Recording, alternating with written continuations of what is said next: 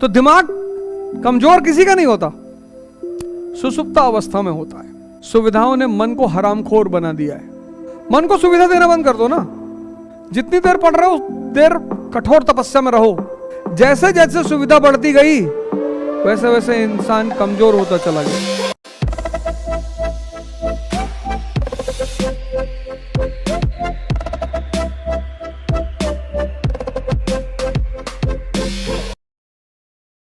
देखो, जो आदमी कमजोर होता है ना,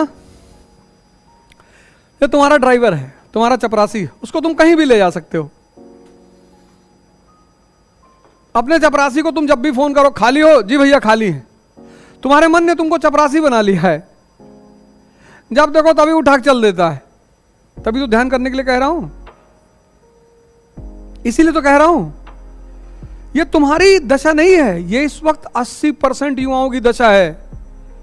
एंजाइटी, डिप्रेशन, एंजाइटी। बचपन से हर काम जल्दी करने के लिए कहा गया, जल्दी जल्दी कपड़ा पहनो, जल्दी जल्दी ये करो, जल्दी जल्दी वो करो। अब वो 15 साल की जल्दी जल्दी एंजाइटी बन गई है। अब तुमको लगता है जल्दी जल्दी किताब खत्म कर लूं। अब जल्दी जल्दी जब तुम किताब इसको खत्म कर रहे हो तो 3 दिन में हो तो जा रही है, आता तुमको कुछ नहीं है।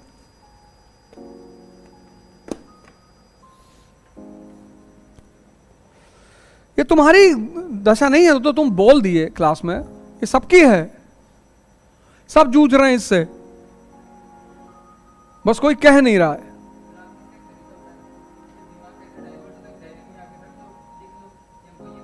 नहीं, एक तो वो डायरी है, दूसरा ये है ना, तुम सुविधा मत दो मन को।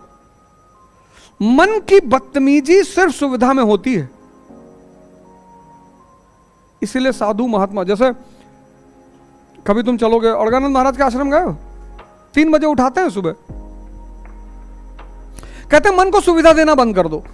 कहेगा गर्मी लग रही, लगने दे, पढ़ेंगे। मन की सारी बदतमीजी सुविधा पे डिपेंडेंट है।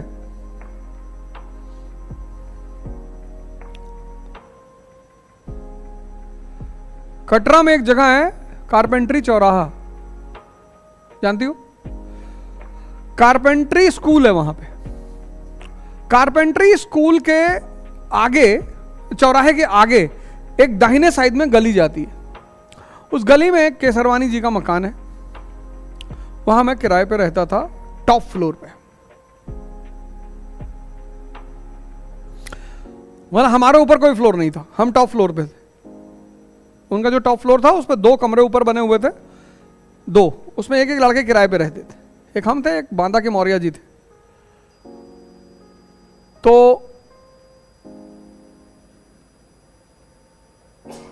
ऊपर पंखा नहीं लगवा रखा था।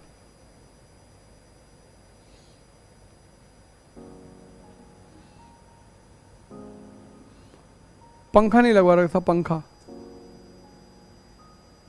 इससे पूरी शरीर गीली हो जाती थी पसीने से। मन को सुविधा देना बंद कर दो, लेकिन टॉर्चर मत करो। मन को सुविधा देना बंद कर दो ना। जितनी देर पढ़ रहे हो देर कठोर तपस्या में रहो। जितना मन को सुविधा दोगे, एसी चल रही है,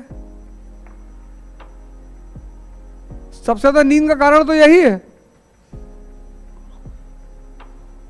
लेकिन अगर आज कोचिंगों में एसी नहीं लगेगा, अब ये टॉप फ्लोर की बिल्डिंग है तो बहुत लोग बेहोश हो जाएंगे।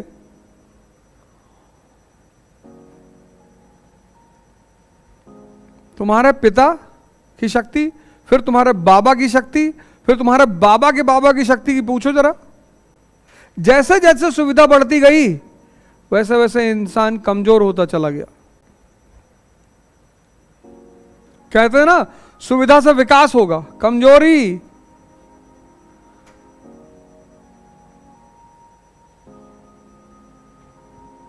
हमारे देश में खिलाने की बड़ी परंपरा है। तुम किसी घर जाओ, लोग बहुत खिलाते हैं। क्यों? पहले लोग साइकिल पे चलते थे सन 80-80 में। अब हमारे फूफा जी साइकिल से आते थे हमारे घर, 40 किलोमीटर साइकिल चला के आते थे। ऐसे तुम्हारे भी रिश्तेदार आते रहे होंगे पहले। पिता से पूछना, अपने पिताजी से, अब जो आदमी 40 किलोमीटर साइकिल चला के आया है, उसको तुम 2 फुल्का खिलाओगे? वो किचन में जाकर सब डिब्बा उब्बा उठा पटक देगा, क्योंकि वो आया है और फिर जाएगा 2 घंटे बाद 80 किलोमीटर। तब लोग इतना खाते थे, 50 पूड़ी खा गए, आधा किलो रबड़ी खा गए, 4 लीटर दूध पी गए। अब वही परंपरा लोग आज चला रहे हैं। अब तुम कार उठाए, अपने दोस्त के घर पहुंच गए, वहां मिठाई गुलाब जामुन, अब तुमको लग रहा भैया शुगर बढ़ जाएगी, इतना काहे खिला रहे हो? और तुम्हारे घर कोई आए और खाने को मना करे तो जबरदस्ती मत किया करो यार। इस देश में बड़ा जबरदस्ती का कॉन्सेप्ट है, नहीं 2 लड्डू खाना पड़ेगा।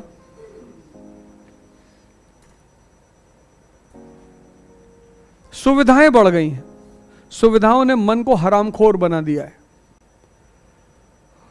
उस हरामखोरी से बाहर निकलने का नाम है तपस्या। तो थोड़ी थोड़ी सुविधा छीन लो, एक बैग मत छीनो, थोड़ी थोड़ी छीन लो। जैसे बैठते हो 4 घंटे खड़े होके पढ़ो, 10 घंटे मत खड़े होना, पता लगा बैक पेन शुरू हो गया। 4 घंटे जो टॉपिक तुम्हें तैयार करना है वो खड़े होके पढ़ो। जब तैयार हो गया तब कुर्सी पर बैठ जाओ, पार्क में चले जाओ, घूम लो, ऐसे कर लो, उस तरह कर लो। सुविधा छीन लो और डायरी बना लो। सुविधा छीनते जाओगे मन जागता चला जाएगा। सिद्धार्थ को जंगल भागने की क्या जरूरत थी? राजा के बेटे थे, सुविधा बहुत थी। सिद्धार्थ से जो बुद्ध की का निर्माण हुआ है उसमें सुविधा ही तो खत्म हुई है। राम से प्रभु राम का जो निर्माण हुआ है उसमें सुविधा ही तो खत्म हुई है।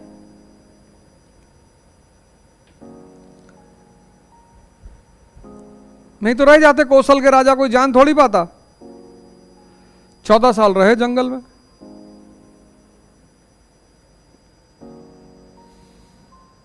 तो सुविधा का त्याग करके अपने आप को फिर से जिंदा करने का नाम तपस्या है। तो छोटी छोटी सुविधाओं को जीवन में खत्म कर दो, छोटी छोटी, सारी नहीं, छोटी छोटी। कुछ सुविधाएं जरूरी भी है तो छोटी छोटी, जैसे अब दोपहर बहुत है, अब साइकिल मत चलाना, सुबह की क्लास में साइकिल चलाओ। और इस समय अगर साइकिल से आते हो तो बाकायदा गमछा लेकर सर पूरा कवर करके और एक प्याज जेब में रखो। ये बहुत किलर धूप है, ये पूरा गमछा बांधकर पूरा और प्याज। और कोशिश करो कि इतने दोपहर में अवॉइड करो। इसलिए इस्लाम में चंद्रमा और तारे का बड़ा महत्व है, क्योंकि सारा बिजनेस रात में होता है। मरुस्थल है ना, गर्मी बहुत पड़ती है, तो वहां दिन में कोई नहीं निकलता, रात में सारे कारवां रात में चलते हैं।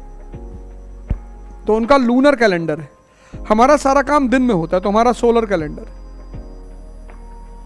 तो जिसका दिमाग, सुनना तुम भी, बड़ा अच्छा क्वेश्चन इसने पूछा। तो दिमाग कमजोर किसी का नहीं होता, सुसुप्ता अवस्था में होता है। जब तुम उसे जगाते हो किसी डायरेक्शन को लेकर, तब वो पेन फील करता है। तो पहले चरण में क्या करता है, वो तुमसे कहेगा नहीं मैं पेन में हूं, उसके पास एक बड़ा अच्छा तरीका है, कहता सो जाओ, सुनो, तो तुम्हें नींद आएगी, भारीपन लगेगा।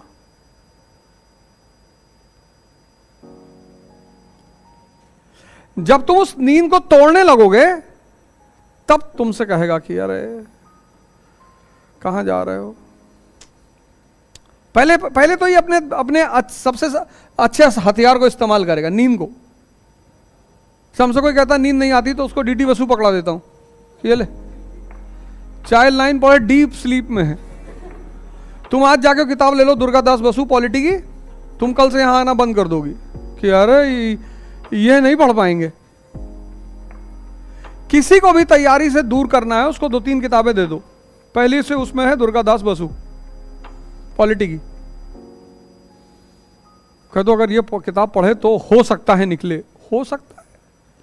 और एक उसको सुमित सरकार पकड़ा दो, मॉडर्न इंडिया वाली, आधुनिक भारत वाली, और उसको पकड़ा दो दत्ता सुंदरम, कह दो ये 3 किताब अगर पढ़ लिए तो आईएएस। वो छोड़ देगा, वो 98% गारंटी वो छोड़ देगा कि अरे भैया। और हिंदुस्तान के लोगों की एक आदत है, जिस किताब को पढ़ के नींद आती है उसको वो अच्छी किताब कहते हैं। कहते बहुत अच्छी किताब है। पढ़े हो कभी? नहीं पढ़े नहीं है, लेकिन गुड्डू भैया बता रहे थे कि किताब बहुत अच्छी है।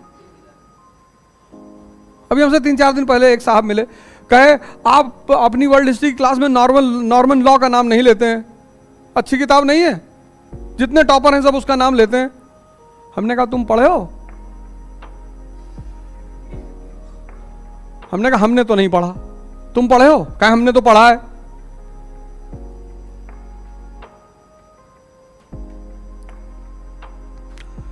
हमने कहा अल्फ्रेड मैहन ने क्या कहा है?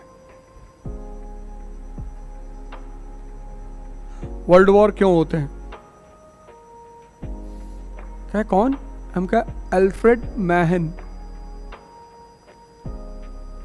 क्या ये उसमें दिया है?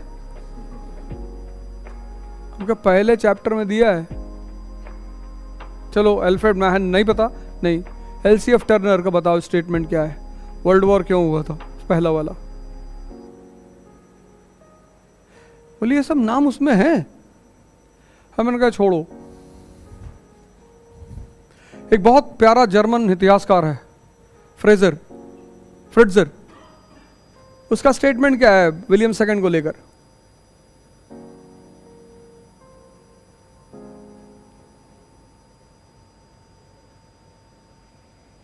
हम कह जाओ, ये तो 44 डिग्री पारा हो गया है। तुम्हारा काम पहले है ज्योग्राफी को समझना कि क्या है ज्योग्राफी। तो सबसे सरल किताबें उठाओ। लैटिट्यूड क्या होता है, लॉन्गिट्यूड क्या होता है, क्लाइमेट कैसे डिसाइड होते हैं। जब तुम समझने लगे तब उसकी एडवांस्ड बुक उठाओ। यह फॉर्मूला है।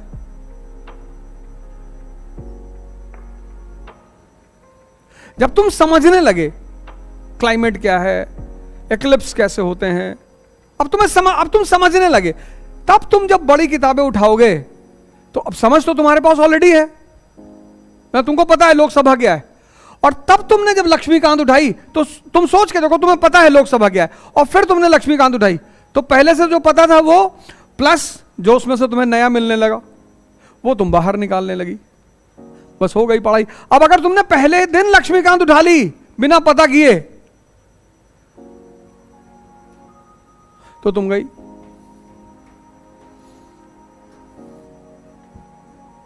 तो नींद आना कोई बुरी बात नहीं है, आने दो, अच्छा है, लेकिन जब नींद आए खड़े होके पढ़ो।